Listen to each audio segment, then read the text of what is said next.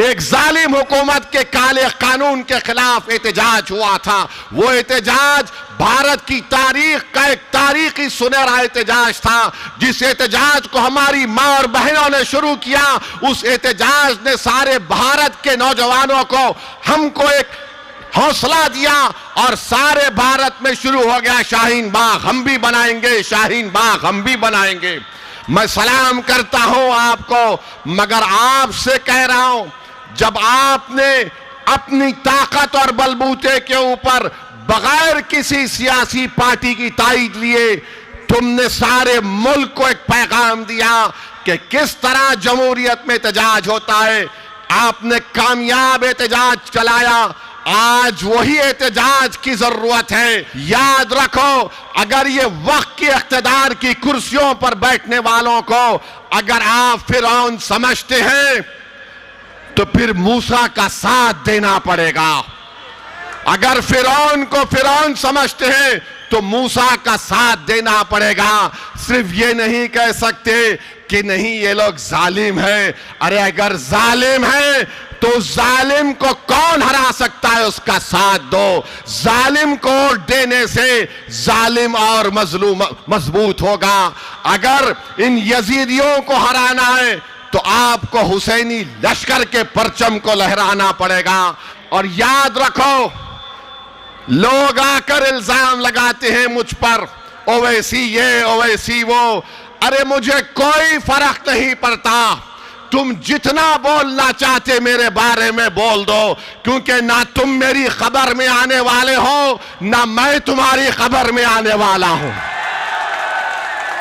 जितनी तुम बकवास बकना चाहते बको, मगर प्यारे तेरी जबान तो तेरी है, मगर तेरा फ्रस्ट्रेशन जो तू निकाल रहा है वो केजरीवाल का निकाल रहा है। बोलो, जितना बोल सकते बोलो। अरे भारत में अगर सबसे ज्यादा गाली दी जाती है तो मुझे कोई बी टीम बोलता, कोई ये टीम बोलता, कोई बोलता कि उनसे मिल लिए उनसे मिल लिए। मगर जब भारत की पार्लियामेंट में 300 बीजेपी के एमपी के सामने अगर कोई अकेला खड़े होकर धाड़ता है तो कौन करता है? CAA का कानून अगर किसी ने मोदी की आंखों में आंखें डालकर फाड़ा तो उसका नाम केजरीवाल नहीं था, ओवैसी था। ट्रिपल तलाक का गलत कानून को गलत कानून कहने वाला कौन था? केजरीवाल था या ओवैसी था? बताओ। UAPA का कानून बनाया गया तो क्या कांग्रेस पार्टी ने तायीद नहीं की? आज उसी UAPA के कानून जो 2019 में तरमीम की गई, उसी कानून में आज शिफा फंसा हुआ है, सैफी फंसा हुआ है, और आज आकर हम पर उंगलियां उठाते हैं। मेरे अजीज दोस्तों और बुजुर्गों, याद रखिए इत्तेहाद की कीमत, इत्तेहाद की अहमियत क्या होती है। एक बात समझाता हूं आपको। हरियाणा में एक बहुत बड़े बाबा हैं, राम रहीम कहते हैं उनको। सुना नाम आपने? राम रहीम उनका नाम। राम रहीम उनका, मुझे वो क्या करते मुझे उससे मतलब नहीं है, मगर समझाने के लिए बता रहा हूं। वो बाबा राम रहीम के पीछे उनके लाखों चाहने वाले हैं। जब कभी चुनाव आता, राम रहीम को पेरोल पे छोड़ दिया जाता और हम इतनी बड़ी तादाद में हैं, हम भीख मांग रहे 5 साल से कि शिफा को घर आना चाहिए। तुम में ताकत है मगर तुमको एहसास नहीं है। राम रहीम के पीछे उसके चाहने वाले लाखों, शायद 10-15 लाख होंगे, और उन 10-15 लाख के लिए हर बार उनको छोड़ा जाता है। सोचो तुम्हारी ताकत क्या है, तो सोचो तुम्हारी अहमियत क्या है। यही बात जब मैं कहता हूं तो कल से आप देखेंगे ओवैसी फिर से भड़काऊ भाषण दिया। मैं सच्चाई को बयान कर रहा हूं। आज अखबार में पढ़ा कि बाबा राम रहीम को पेरोल पे छोड़ दिया गया है। कोर्ट ने उनको सजा दी है, शिफा को सजा नहीं दी, ताहिर को सजा नहीं दी, सैफी को सजा नहीं दी। वो सजा काट के भी पेरोल पे आ रहा है। ये बेचारा 5 साल के बाद इलेक्शन लड़ रहा है तो 7-4 दिन के लिए घर को आ रहा। सोचो ओखला की आवाम, अगर तुम करवट नहीं बदलोगे, तुम अपने मिजाज में एक सोचने का तरीका नहीं बदलोगे, तो हर कोई आएगा और डराएगा, बीजेपी, मोदी, केजरीवाल, अरे ओवैसी ये बोलकर चला जाएगा। हां, मैं आप और हम इस दुनिया से जाने वाले हैं, मगर अगर एक सजा याफ्ता मुजरिम है राम रहीम, उसको कई मर्तबा पेरोल मिल गई, शिफा को नहीं मिलती है मेरे भाई, शिफा को नहीं मिलती है। क्यों नहीं मिलती? क्योंकि कोई साथ देने वाला अगर होगा ना तो बराबर सब चीज होता है। याद रखो, जब तक तुम्हारे पास ताकत नहीं आएगी, कोई तुमको पलट कर नहीं पूछने वाला है। और ताकत का मतलब यह नहीं है कि ओवैसी को देखकर तुम नारे लगा दो। ताकत का यह मतलब नहीं है कि तुम मेरे साथ सेल्फी ले लो। ताकत का मतलब यह नहीं है कि तुम व्हाट्सएप पर मेरी तारीफ लिख दो। ताकत का यह मतलब नहीं है कि फेसबुक पर तो मेरी तकरीर सुनकर को लोग भाई ने क्या भाषण दिया। ताकत का यह मतलब है कि तुम मुत्तहिदा अपने वोट का इस्तेमाल करो और शिफा को एमएलए बनाओ। यह ताकत है, यह ताकत है। इस ताकत को पहचानो। सिर्फ जाकर कोई नेता मिला, आपके साथ फोटो हो ना, वाह वाह आपके साथ फोटो, ये ताकत नहीं है, ये गुलामी है। और आप देखेंगे अब चुनाव हो रहा है तो केजरीवाल ओखला की आवाम से कह रहा है वोट कट जाएंगे तो ऐसा हो जाएगा। मेरी एक सवाल का जवाब दो ओखला की जनता, हम वोटर हैं या हम शहरी हैं? हम वोटर हैं या सिटीजन है? हमको बताओ आप। अगर हम वोटर हैं तो फिर आप हमेशा इस्तेसाल आपका होगा। अगर आप सिटीजन हैं तो आपके राइट्स हैं, आपके हुकूक हैं। तो ये केजरीवाल और मोदी क्या कर दिए? ये सिर्फ वोटर हैं, ये सिटीजन नहीं है राइट्स के साथ। इनको डराओ, इनको वोट हासिल करो। असदुद्दीन ओवैसी यही कह रहा है कि तुम पहले सिटीजन विद राइट्स हो, उसके बाद वोटर हो। तुम कहां है तुम्हारा राइट? आज आकर यहां पर क्या कह रहे हैं केजरीवाल के लोग? बीजेपी जीत जाएगी, बीजेपी जीत जाएगी। तो ये इस ओखला में पानी आता है बराबर? क्या ओखला में सुबह में आपको एक आवाज नहीं आती कि पानी ले लो 25 रुपए, पानी ले लो 30 रुपए? ये सिटीजन विद राइट्स का मामला है। मैं चला हूं ओखला में पैदल कई मर्तबा, हर जगह गंदगी है, सफाई नहीं होती। अरे केजरीवाल चला मेरे साथ, कला मेरे साथ चल, मैं तुझे दिखाता हूं ओखला में तुमने क्या किया। डिस्पेंसरी बनाई, अस्पताल बनाया, सफाई बनाई। चलो केजरीवाल ओखला में दिखाता हूं। पूरे दिल्ली का एक माउंट एवरेस्ट है कचरे का जो यहां पर लाकर फेंका जाता है। आज से 27 साल पहले हैदराबाद में हमारे कॉन्स्टिट्यूंसी में कचरा लाकर डालते थे। चंद्रबाबू नायडू की हुकूमत थी। हमने कई मर्तबा कहा बंद करो, बंद करो।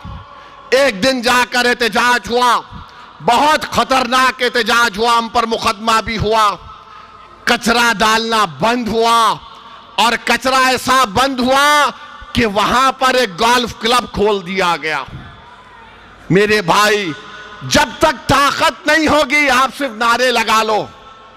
एक शायर को बुला के कलाम पढ़ा लो, वाह वाह जिंदाबाद, मगर ताकत क्या है तुम्हारे पास? सिटीजन विद राइट्स हमको हासिल करना है, वो मुझसे महरूम हो जा रहे। और यहां के विधायक 10 साल से हैं, 10 साल से क्या किया आपने काम बताओ? मैंने ये किया। अरे तुमने क्या किया? देखो तुमने बर्बाद कर दिया ओखला को। तुम मामूली पीने का पानी नहीं इंतजाम कर सके, तो केजरीवाल बोलता है भाई यमुना से जहर आ रहा है। अरे केजरीवाल, तू वो पानी पी के बीमार पड़ा क्या? पोखला में पानी इसलिए नहीं आया क्योंकि उसमें जहर है। क्या बात है, कितना बड़ा झूठा है ये। भारत में अगर झूठों का कंपटीशन होगा तो लिख कर दूंगा, दो लोग जरूर फाइनल में आएंगे, एक मोदी जी और एक मफलर छोटा रिचार्ज। दोनों में रुक जाइए, बैठ जाइए, दोनों में जबरदस्त कंपटीशन होगा। मेरे अजीज दोस्तों और बुजुर्गों, एक और मिसाल आपको देता हूं। 2021 में एक बच्चे को कत्ल कर दिया गया था, मैंने उसकी मजम्मत की। ये आम आदमी पार्टी के लोग बोले क्या हम नारा नहीं लगा सकते? फिर दिल्ली का फसाद हुआ, ये केजरीवाल बोला मेरे पास लॉ एंड ऑर्डर नहीं है, जो 5 तारीख को डालने जा रहे। याद रखो, तबलीगी जमात पर लिखकर कंप्लेन देने वाला केजरीवाल है। तबलीगी जमात पर लिखकर एफआईआर दर्ज कराने वाले का नाम केजरीवाल है। जब कोविड की लिस्ट आती थी तो दिल्ली के सब इलाकों की लिस्ट आती थी, इतने पॉजिटिव, नेगेटिव, इतने हॉस्पिटलाइज, उसके नीचे होता था मरकज की लिस्ट। ये जुल्म शुरू किया इस शख्स ने और पूरे देश में मुसलमानों के खिलाफ एक नफरत का माहौल पैदा कर दिया गया। तो जब 5 तारीख को जाएंगे और डालने के लिए, इस बात को आपको जहन नशीन करना है। अरे केजरीवाल, जब उन बच्चों को लिटाकर दिल्ली की पुलिस मार रही थी कि जाओ गाओ जन गण मन, उसमें से एक बच्चा मर गया। चल केजरीवाल, तू नाम लेके बताओ उन 3 बच्चों का नाम क्या है, बताओ उनका नाम क्या है। नाम भी नहीं ले पाएंगे, ये एक ही बोलेंगे आप खामोश बैठे रहो, आप कुछ मत करो, आप बीजेपी को हराओ। अरे बीजेपी को हम 50 साल से हरा रहे हैं, जनसंघ फिरका परस्ती को हम हरा रहे हैं। तुमने क्या किया? बस हमारा वोट लिया और उसके बाद हमको भुला दिया। मेरी आपसे अपील है कि 5 तारीख के दिन मुत्तहिदा अपने वोट का इस्तेमाल करिए। और अभी मुझे बताया गया कि समाजवादी पार्टी के लोग भी आ रहे हैं। कभी आईने में अपना चेहरा देखो समाजवादी पार्टी के नेताओं। तुम्हारा अखिलेश, तुम्हारा भैया, जो तुम उसकी गुलामी कर रहे हो, तुम्हारा मुकद्दर सिर्फ दरी बिछाना है, दरी बिछाना है भैया के लिए। ओवैसी कह रहा है कि अब किसी के लिए दरी नहीं बिछाएंगे, बिछाएंगे तो अपने लिए और शिफा के लिए। ये वो अखिलेश है, जब मुख्यमंत्री था तो मुजफ्फरनगर का कांड हुआ था। आजादी के बाद 50,000 लोग बेघर हो गए, 40 से ज्यादा महिलाओं की अस्मत रेजी की गई थी। कहां गया था तुम्हारा सेकुलरिज्म? आजम खां को सजा हो गई, अखिलेश पे एक मुकदमा नहीं होता है, एक मुकदमा अखिलेश पे नहीं होता है।